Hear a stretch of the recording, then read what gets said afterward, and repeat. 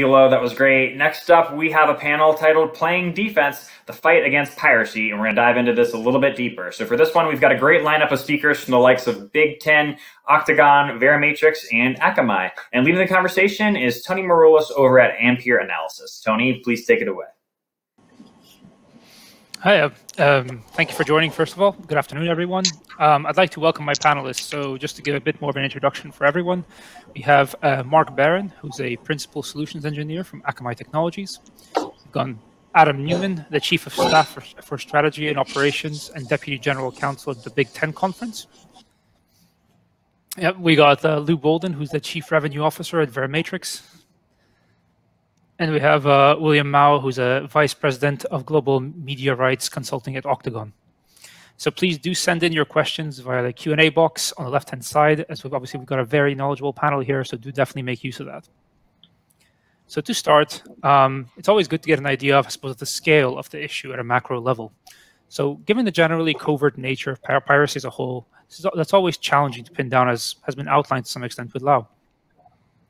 But as obviously this challenge gets more difficult, the tracking tools also improve. So Lou and Mark, perhaps you could start us off.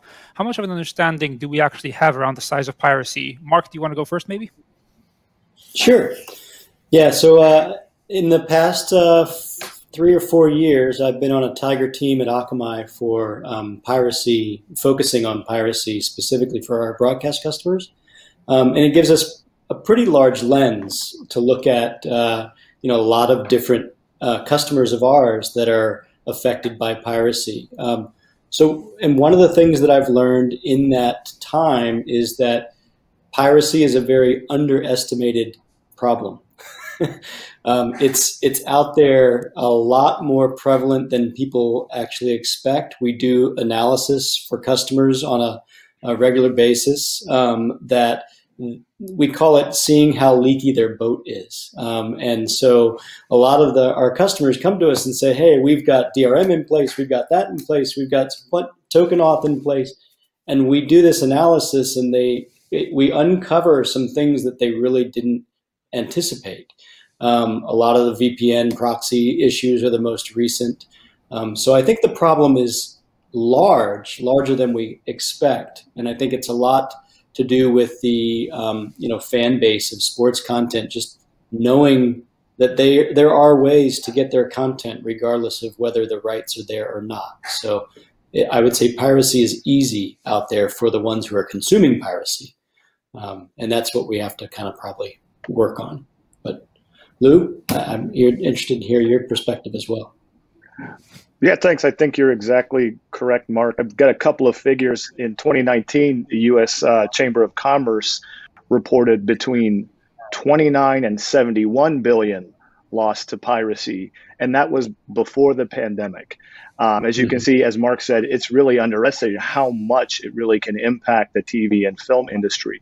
And it's estimated that moving into the pandemic, that it's about a $229 billion loss when you add sports to the mix, not just TV and film. So the impact is huge on the entire industry and the experience that consumers have. And I guess William and Adam, I guess from the sports bodies and the rights side, does this reflect the view that you guys are having as well? I mean, Adam, do you want to start? Sure. I think it's pervasive, no doubt. And I think as a sort of an educational facility, it's very concerning for us. As I've mentioned on a few other panels or just amongst friends and certainly amongst this group, it's hard to convince student athletes, it's hard to convince younger people that piracy is a real problem. I think folks that grew up on computers, they sort of out of the womb, pull out their phone, and if they can type in something and free and it comes up, that feels pretty good and it feels like it's legitimate. Who's policing it? Who's responsible for policing it? From our end, we want to keep teaching principles that suggest that it's wrong. It's the same thing, to us as going to a grocery store and stealing a cereal box and walking out. It's just very hard to get folks to feel that way. And then from our broadcasters' perspectives, who are really, really critical to us, we want to be able to provide them an exclusive service. They're paying for that, right? Like they're asking us and they're providing money to us so we can provide them these terrific sporting events. And the integrity of our sports is on the line in that way. So, to hear from Mark and from Lou, how big the problem is and how macro it is. I wonder if it's getting even bigger, but it's something that we are thinking about every day. Yeah, I would agree with William. what Adam. Yeah, sorry, go for it. Yeah, no, I echo what Adam's saying. Just to kind of quantify a little bit more, you can talk about it from a revenue perspective. There are reports out there where it's saying close to $1 billion in the past year out in Europe lost on live sports piracy, or others saying close to 12 billion over the next 5 years due to piracy. And I know even your shop, Tony, has been talking about how 89-90% of people with SVOD, but still yet 50% of them say they visited some sort of sports pirated site. So there is both the economic piece of it, but also the behavioral piece of it to take into account. Though it's important to maybe conceptualize that people have different definitions of what piracy might be, depending on whether you're being very strict or very loose with that definition. Is it everything from taking a feed that was behind a pay-per-view paywall and making it available to everybody else, versus the other end of it, which could be something as simple as sharing someone's video or highlight on social media, right? Like, is that considered piracy? Is sharing passwords considered piracy? There are a lot of layers to it. Yeah, that's very interesting. I mean, the difference personal and commercial piracy, and how you differentiate between those two and who's monetizing it. I think there's a ton of examples when you think about families and going through extended families and all the password sharing that could go on there. And Adam mentioned this education component of it. If you have somebody in your family that's an artist or part of the media community, and you explain to them, hey, what happens when this is piracy? It's music, as an example, that's part of a sports broadcast, and it's free. Nobody gets paid along the way. And so that education to the general population that, hey, this is taking eventually money out of the people that are doing really great work, all the way through to everybody in production, is something I think we need to do a better job of, that will help us then combat piracy, not just the commercial side of piracy. And feeding off that, I think exactly to that point, and also to what William was mentioning about credential sharing and password sharing, I guess I would pose this to the group, because I'm always so curious, like, what people think. How much of that is bad and how much of that is good? If one person who has an account shares their credential with one person who then, that person is technically unpaid or pirating, if that's how we're grouping it, but then they tell 35 people about it and 20 new accounts pop up on that. Is that a good thing or is that a bad thing? I know we think about that sometimes, and I'm really curious actually what the group thinks about that. Yeah, a lot of the customers that we approach at Akamai, we say that there's a problem with credential stuffing, and some of them do come back and say, it's not that big of a deal. We don't consider it bad, we consider it advertising. So there are different customers that see it different ways, for sure. I think that it's going to become, I think it was somebody, Adam, I think you mentioned that socially it's so comfortable just sharing that login and password that, the younger generation is going to get used to it. Now, is there a number? Is there 5 people that you share it with that it becomes okay, and then 10 is not okay? That's part of what the impedance that we look at is the number of different IPs that are sharing the same login and credentials. Some of our customers say, you know what, if it's 10, I'll ignore it. But if it's like 10,000, we're going to block that customer. So, and there's a limit on that. Oh, sorry, go ahead, please. Yeah, or where it's from, right? If you know that the subscriber is supposed to be in a certain region and it's coming from Kenya, as an example, right? Do you want to block that, or what type of devices it's coming from? Is the device rooted? Is it jailbroken? Those type of things you have to have some visibility to make intelligent decisions in order who to block and who to allow to view the content. Yeah, no, it's all very interesting to hear. Obviously, around the credential sharing, as you say, Mark, it's sort of the number of people that you're willing to share with, as whether it's just your immediate family in the same household. I don't think anyone would really have an issue with that. If obviously you start going beyond that, it'd be somewhat different. But obviously, we spoke a little bit about this. But there are many different types of piracy. There's obviously illegal IPTV services, there's live streaming websites, there's social media streams, there's likely others that perhaps we're not necessarily aware of. I guess, Adam, given, I guess, the generally younger audience that generally follows the Big Ten conference, which one do you think is the most damaging, I guess, for your organization? In terms of what? I guess which type of piracy, like whether it's illegal IPTV streams, whether it's live streaming websites, credential sharing, social media streams, etc. My understanding is it's the live stream websites, just the ability and the availability to go on Google Chrome incognito. And I guess even that makes you kind of feel like you're doing it in a way that's healthier and you're not going to get viruses on your computer. But we just know that so many of our biggest games, especially ones that are really, we know our broadcasters are paying the most money for, are too easily accessible. And then the question, I think, starts becoming, how can we all do a better job of figuring out how to stop it? And, where I see in the chat box a little bit, like, what are the cases? Does it go to court? I don't know all the answers to that, but I do think that the onus is really on a lot of different people.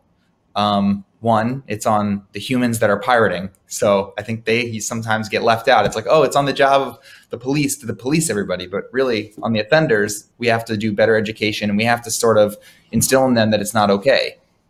But two, we have to make it less accessible. We have to work on that to make it more secure, that people cannot just do it as easily. I think any crime that's a little bit easier to do is always going to be taken advantage of a little bit more often. But I think by and large, from what we're seeing and what we understand, it's those illegal websites that you can go on and really just click a button and watch a game. And I think, to the question about the younger audiences, I think younger audiences, we know, are their attention span, their consumption of content is shorter windows, and actually is a lot of highlight driven. And I know the majority of traditional piracy conversation is around the live stream, but when it comes to younger audiences, there is a long tail to it when it comes to the sharing of highlights and short form clips. I think, to give a very timely example, we had Trailer Fight Club had an event over the weekend, and it definitely wasn't on ESPN, but if you look at ESPN's Instagram, Facebook, and Twitter over the weekend, they've generated close to 15 million plus and counting engagements, likes, views, whatever you want to call it, per platform across their videos that they've posted from that event. Now, is that just a news outlet sharing content because it's timely, or is that some level of piracy of highlight content? Because I would assume that if someone did that on UFC events, which have a heavy embargo on showing knockouts immediately after the event, ESPN and UFC would be, taking some sort of action against it, right? So it's a little bit hypocritical sometimes in this particular space when you're pushing piracy and trying to, tamp it down, while on the other hand, you may yourself be an operator or facilitator of it. And so when it comes to the prosecution, I would say the short answer oftentimes is there money to be made? Is there some remuneration to be had in taking that legal action, which itself is costly? And that oftentimes is part of the equation that rights owners and rights holders decide upon whether to prosecute or not. No, it's very interesting. I mean, here at Ampere, obviously, we looked at it a little bit. And around a year ago, we ran a study looking at sports piracy, which basically uncovered that, as you mentioned, I guess a lot of pirate service users are actually legitimate paying subscribers who just generally, I guess, top up their matches or events that they simply aren't available to them either in their market or through the package they're taking. So I guess as a rights holder, William, do you think that more consideration needs to be given to, I guess, how the rights are sold to minimize, I guess, the fragmentation in the single market? I think that is a good question. Speaking primarily about, let's say, the U.S. market, we know that more than the average consumer, sports fans are willing to subscribe to more than one, multiple SVOD services. If the average in the market is 2 to 3, a sports fan may be willing to subscribe to 3 or 4. But at some point, if those 3 or 4 do not kind of capture the majority of what they're a fan of, then they may still resort to some sort of streaming through not formalized means of the matches that are not part of the package, part of their wallet, right? And so there seems to be approaching a sort of a potential ceiling in not only the number of services, but really it's from a financial perspective, the amount of their wallet they're willing to deploy against SFOS services, because each service may increase in price. And if your underlying broadband service is also increasing in price, at some point it becomes economically unfeasible. And so rights holders do need to take that into account. Great. I guess we sort of covered, I guess, the first section, kind of trying to qualify and quantify just how large, I guess, the piracy market is and how it affects the various elements of the sports chain. I guess moving on to looking at it, I guess, how to tackle the piracy. I guess, Lou and Mark, in your time in the industry, like, have you guys seen any particular operational procedure, technology, or any sort of initiative which has made, like, I guess, the biggest significant impact and has shown the most success? Yeah, Lou, you want to go first this time? Yeah, I'll try to tackle it. It's very difficult. I think, as Lau said earlier, it's a big challenge to tackle it. And if you're missing one step in the chain, then that just leaves you a really big gap there. And it starts with protection, from the source through all your distribution outlets, and getting all the way to actually now today with the prevalence of applications, also securing that app itself. So, not just having DRM and conditional access along the way, but your application itself is now become an attack vector into all sorts of different types of information. It could be credentials. It could be access to the back-end systems that are there. Besides just adding that digital rights management and encryption that's part of there, you also need to wrap up that app, which is the major consumption method, other than what people traditionally see in broadcast. But with streaming, that's that new consumption method. So you have to then wrap up and protect the secrets, the keys in a better manner, because often these are untrusted devices that don't have secure zones. And you can do that with software, as well as protecting the application itself. Repackaging attacks are a real challenge today. We've seen that happen with some apps where consumers think they're taking an application from their provider, but it's actually somebody else that's then taking that and inserting advertisements in there, and the consumer feels that it's real. So you have to hit all of those along the path, in addition to other anti-piracy detection methods to figure out and shut down the streams and the source where they come from. And that's where Akamai does a great job, as well as in addition to watermarking and other technologies that have been in the industry for some time. Yeah, I'd probably jump on that, where you guys at Verimetrics have a great application solution for that. One of the things in one of the recent large sporting events that we covered, and we did piracy prevention as well during that, is how nimble the attackers are, or the pirates in this case, where initially it's token sharing. Tokens is one method of protecting live streams, where you have a short-lived URL that someone has to click on the play button in order to get to it. That's pretty easy to replicate from a piracy perspective now. So what we can do is look at the volume of tokens that share the same IP address and user agent, and that kind of thing. And we can block those. But what we've noticed is once we block that, the pirates shift gears very quickly. In fact, they went to an API DDoS attack of the application that was handing out the tokens in the first place, hoping that it would lock open, right? And then there's also geography spoofing that we've seen, probably more prevalent in the legal aspects of, of the litigation, of the lawyers getting involved, saying, look, our rights prevent us from doing business with a broadcaster that doesn't have some kind of VPN proxy protection in place. We've seen a lot of that at least during COVID, increase in volume. Yeah, it's quite interesting. So, Mark, I guess maybe it's just, for yourself and Lou again, but why do you think it's so easy for, pirate services to be so easily available? Like, it's just the industry's not doing enough, or are they smarter than us? Like, well, why is it so easy for them? It's a multi-billion-dollar business.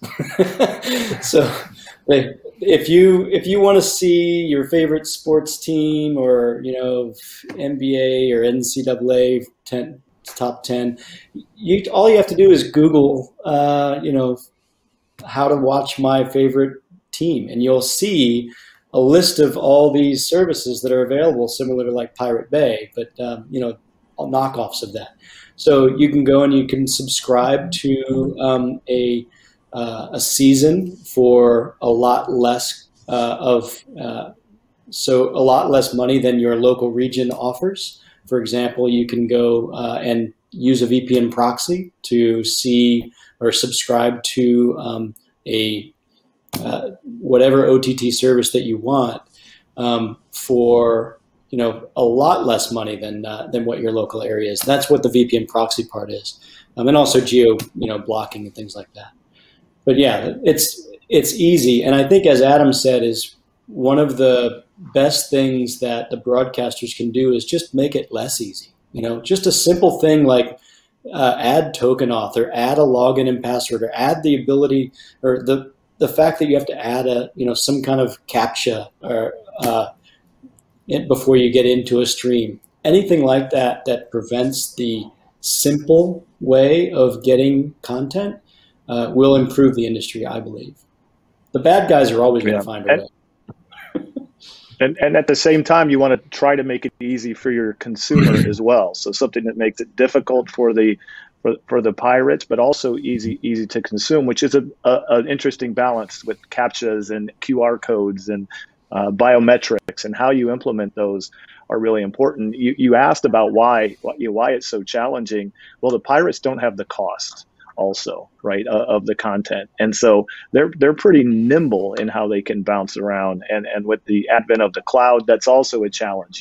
They don't necessarily have to have as much facilities anymore to build those type of systems, and we can take down things quickly, and they build them up just as fast. So working together, having the enforcement, and having all of the technology parts and pieces in place to allow you to take down and identify where the leaks are is incredibly important. I would also add so I guess, that, Adam, I was going to add just that another challenge, I think, is just, speaking from Big Ten Network and our partnership with Fox, like, it's hard enough to just produce great content. Like, it's really, really hard. And I don't think people understand that. My father's an accountant. That's not a knock on accounting. I love accountants. My mom's also an accountant. And I brought him to a Big Ten, a big event. I can't remember which one it was. And the production, he just couldn't believe like how many things had to go right for like the announcer to say the right thing at the right time. And I think sometimes people forget that, like, at the heart of a lot of these organizations, like, they don't want to be in this security business. Now, whether or not they have to be, it seems like they do, but their heart and soul is really about like producing great content, providing avenues for athletics to thrive and look terrific on television and inspire a lot of people. It's much less inspiring to go to your CEO and say you're getting totally ripped off and these people are coming and they're showing your content anyway. It's just it's not a conversation you want to have every Monday morning at 10 a.m. So I think for that reason, I think it makes it less compelling, less sexy, and more challenging sometimes, even for the broadcasters. And I think to the point that Lou made and Mark made, I think William also made, like, when it hurts the money and the financial bottom line, that's when you'll start seeing, I think, a lot more pressure and a lot more security, because at a certain point you have to deal with it. So I guess, Adam, as a rights holder, as a person who creates great content, how do you measure the return on investment on anti-piracy systems? Obviously, it's a very billion-dollar industry, as Marcus said. At what point does it become, is the cure worse than the disease, if that makes sense?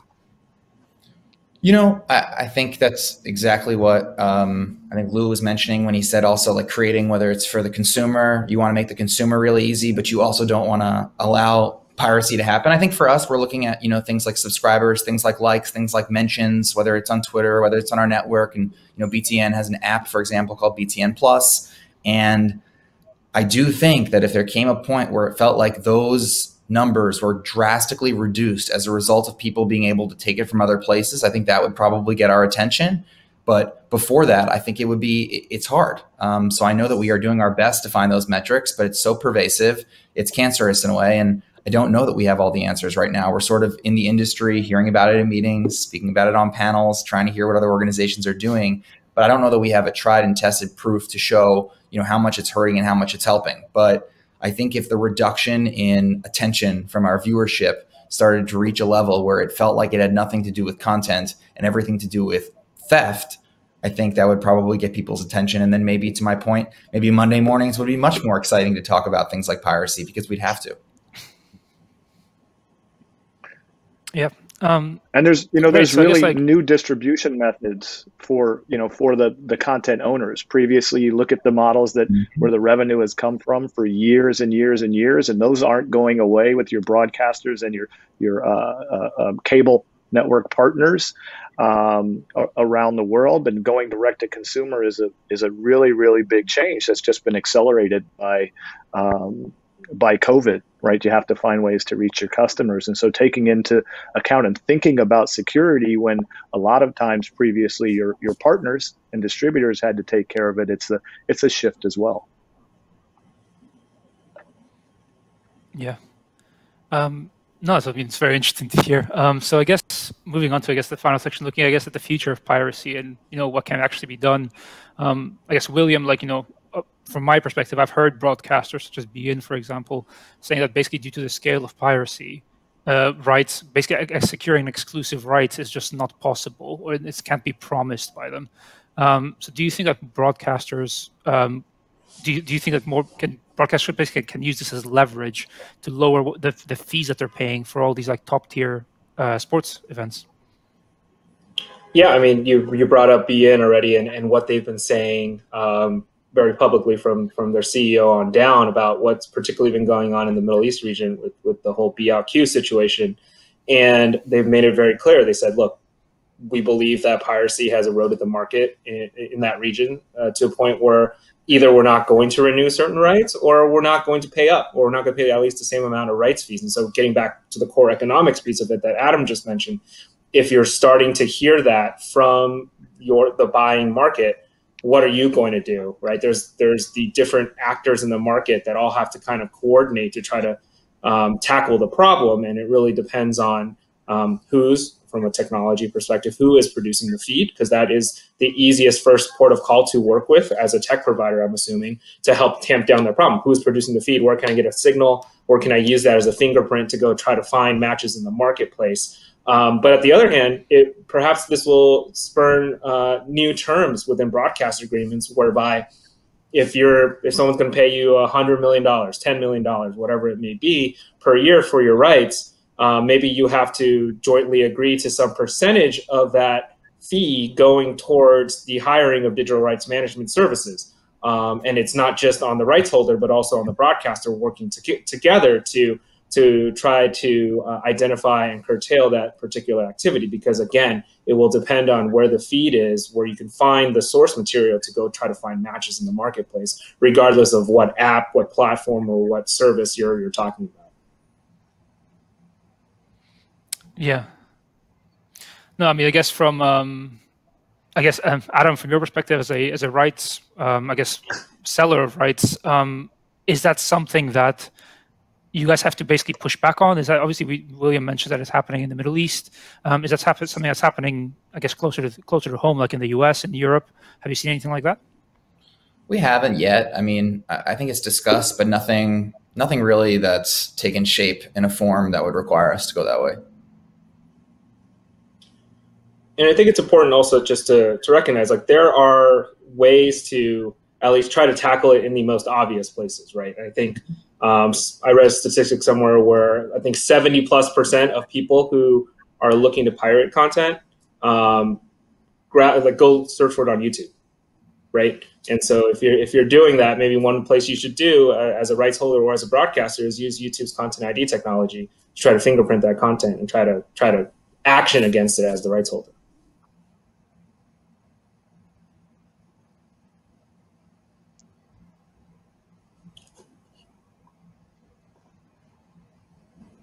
Yeah, Tony. Sorry, Tony, if you were chatting, we couldn't hear you. Yeah, you were talking on mute, Tony. You're still on the mute.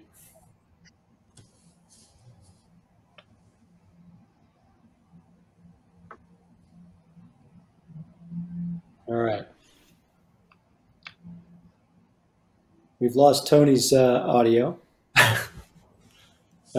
So perhaps it was identified as an illegal audio stream, but anyways, would love to hear from the technology providers piece of the puzzle. Like, how do you guys see where this game ends up going, right? Because it's always like, you come up with a mousetrap and the mouse tries to still gets around it. You have to build a better mousetrap. So how does that all work?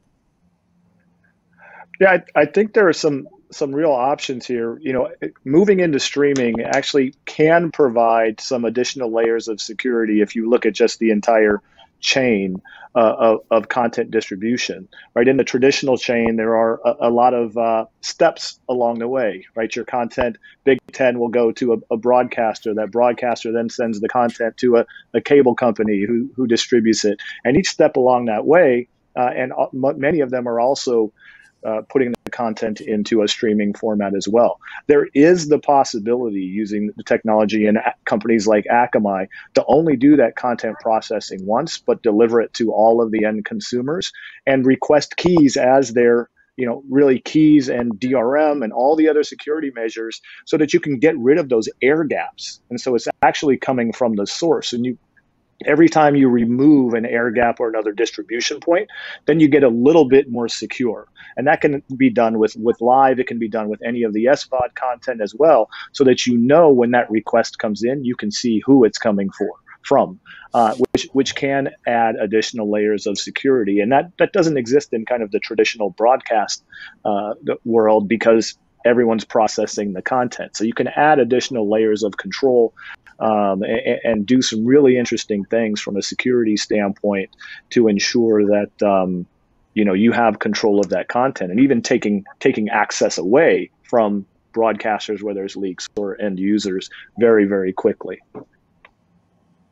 Yeah, I would just jump onto that, Lou, and just mention that the customers that we have that are using all those methods to block things today through Akamai, what we've noticed is that it's an evolving relationship, meaning that we might have certain things in place that block customers, users, or bad actors, and then those bad actors change gears. And so when that happens, you have to be able to detect and prevent that next level of piracy. So the cat and mouse game absolutely is going to keep happening, right? So Will, your question of cat and mouse, it's the same as the radar detector analogy.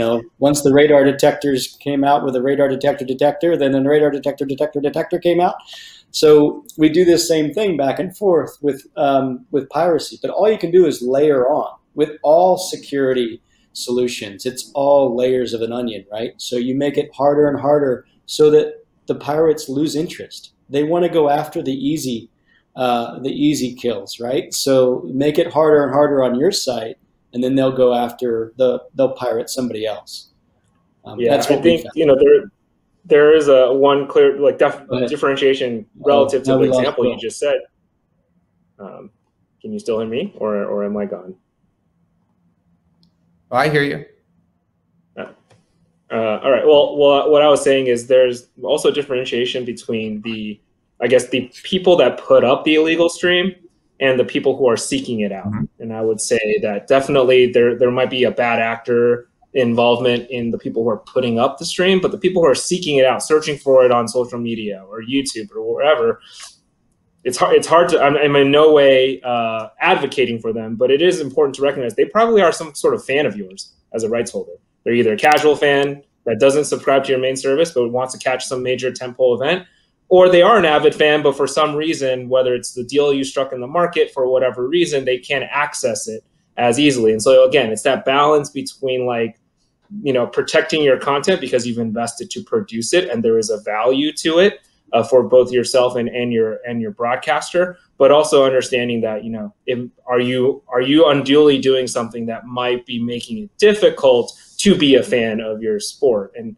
that's always the tricky balance by format, by market, that you have to try to kind of thread the needle for in any given situation.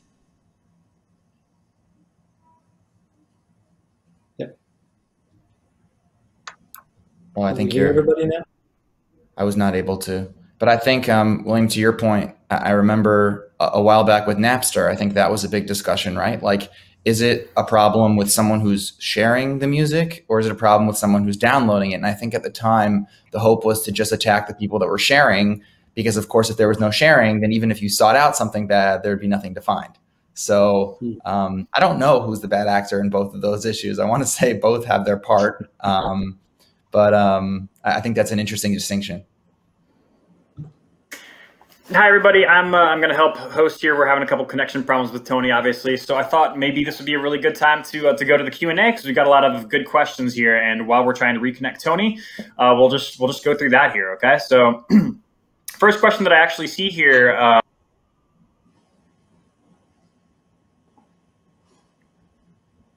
And is it feasible to apply DRM to the new low latency protocols? Lost part of your question. I think it's Trevor Chan's question, if that helps. Yes, to Trevor Chan's question right there, if you can see it.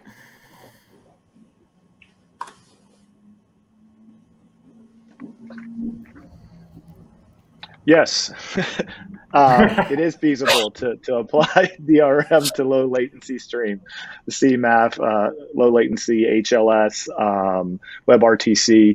You can do a lot of that, and you may look at where you actually have to protect the keys themselves. You may need to do it in the application, right? Because there's all of these multiple layers that you may need to do that to make that possible.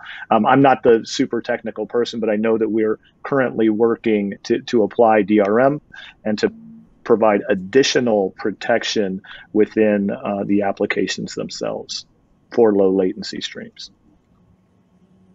Yeah, I think it becomes a scale issue at some point, and I'd be curious to hear, from both our DRM guys on this call. But the IPLs and those types of large broadcast audience type things, we've heard, at least the customers of ours, have steered away from DRM for those types of things just because of scale. So I'm not sure if that's what you guys see also or not.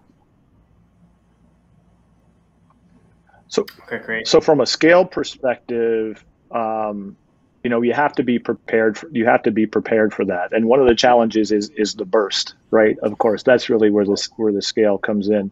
And designing the systems and utilizing on the cloud and the to ensure that you can reach that demand at scale, like we've done with the World Cup in Mexico, with some other sporting events in Asia as they come on, is very, very important. So being able to do things at scale, regardless of the latency, is about utilizing the systems that are out there. The cloud has made it much, much easier, and working with companies like Akamai and their reach and getting to the edge is always very important. The more you can get to the edge, the faster you can respond. So it is a challenge because of the bursty nature, but once you're going, everything can work. So if you have a dedicated on-premise type of solution, it's much more challenging because you have to actually be ready for your anticipated scale versus being able to expand elastically. Okay, great. Let's go ahead and move to the next question here. So I think you guys talked about this a little bit at the beginning of the session, but we'll readdress it here one more time, perhaps in a little bit more detail. Has anyone tried to calculate the impact of piracy based on the truly monetizable losses? So just the person here says, just multiplying the piracy instances by the retail price is an inflated figure that broadcasters have thrown around for decades, but vastly overstates the audience that would pay for the content in the absence of free alternative and the price point they'd be willing to pay. Can anybody comment on that? So truly monetizable losses, and if anybody's actually calculated that? I haven't seen anything specifically calculated towards that front, but I think the devil is in the detail of that particular question, right? Because it's not just the universe of people that watch the free illegal stream, and then you multiply it by the cost of maybe that pay-per-view or that SVOD subscription, because the price of that SVOD and the price of that pay-per-view created the natural willingness to pay curve of the market, and it's really like the area around or above the curve that is represented by the people who are potentially stealing, per se, the live feed. And so I think it's hard. I think on the video on demand, the highlight side of things, you might be able to more easily quantify some sort of value, because you could take the number of views, multiply it by a expected CPM on content on different types of platforms, and you're able to quantify it. I would say another way to quantify it is, again, speaking just from my own experience, having worked at a platform like YouTube, is where rights holders have decided to not block content, but chose to monetize copies of their content that users have put up on the platform. You can see that there's revenue associated with that, because instead of blocking it and taking it off the platform, they could allow it to exist, but instead of somebody else reaping the rev share off of the ads that may run on it, if they choose to elect to do so, that revenue then goes back to the original rights holders, whether it's a broadcaster or the original property in a given market. And so you can start to quantify, at least on the highlights and the video on demand portion of your rights value, what that potential piracy impact could be, just by allowing it to still persist and monetizing on a platform like Facebook or YouTube or otherwise. Okay. Anybody else want to comment on that one, or moving on to the next question? Yeah, I'll take a little bit of the other direction, not, against with piracy. The way that we look at it as a conference, you take the Big Ten conference with 50 employees, it's an interesting business model with the revenue that's generated. And we're working with, 14 institutions, 14 presidents and chancellors. And there's a lot of concern on conducting studies and research and data on so many other items that to take one and to move it into piracy is just something that I don't think it's top of the radar. Now, it's not a question of if it should be or it shouldn't be, but people are so much more concerned about so many other issues that we're doing studies on. And I do think that the more you do, focus on something else, you do lose out on something else. So it's sort of like an opportunity cost at all times. And I think at least at the collegiate level, I can speak, while piracy is something that, and again, we hope not, is maybe going to be forced to spend more time analyzing in data, there's a lot more interest in figuring out, for example, what's the mental health like on campus right now with student athletes? What's happening with people post-COVID student athletes? What's happening over the summer? Do people have places to go? International students. So there's so many different items that I think are such a high primary focus, certainly in our office, that it's not that piracy takes a back seat. It's that it just becomes, it's a topic that we are hoping to, sort of, I guess, invest the appropriate amount of time to take care of, but not necessarily to spend so much time being in that business figuring it out, which is why I think there are, fabulous and terrific companies that, partner with organizations to do it. Okay, great. I think we got time for one last question here that we're going to get to. Specifically, somebody has questions on if there are any statistics on piracy prosecutions. So how many cases actually end up going to court annually? And what is the status of forensic technology to track and ID offenders? Anybody want to take that one? Again, I don't have a specific answer to that, although I do know that, like, there are different ways you can prosecute, right? Like, if you're talking about going to court, I think that's one specific instance. If you're just issuing takedown notices or some sort of formal legal letter about it, I'm sure that happens quite often. Well, hundreds, if not thousands of times a day. And also, are you talking about sports specifically? Or I know it happens very much and very often in the music industry. Just Google, YouTube creators and their issues with the major record labels. Because of music or music infringement on content where that's just it was just in the background, or it was just a few seconds of some video back in the day. And so that happens quite often, particularly in other areas of our industry, music and movies and entertainment.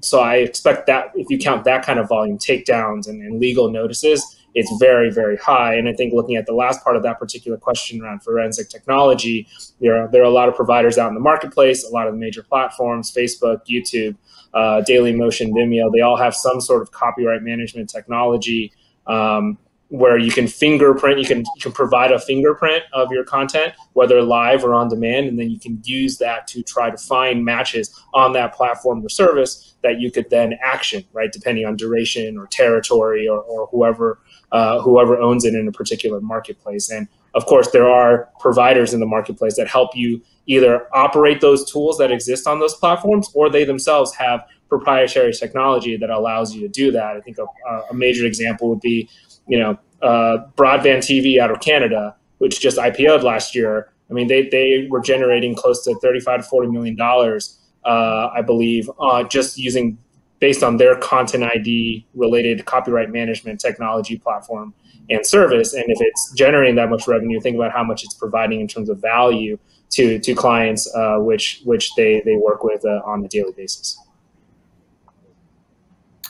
Yeah, just real quick as a summary on that, from an Akamai perspective, we have certain tools that allow customers to track and identify users that are doing nefarious things.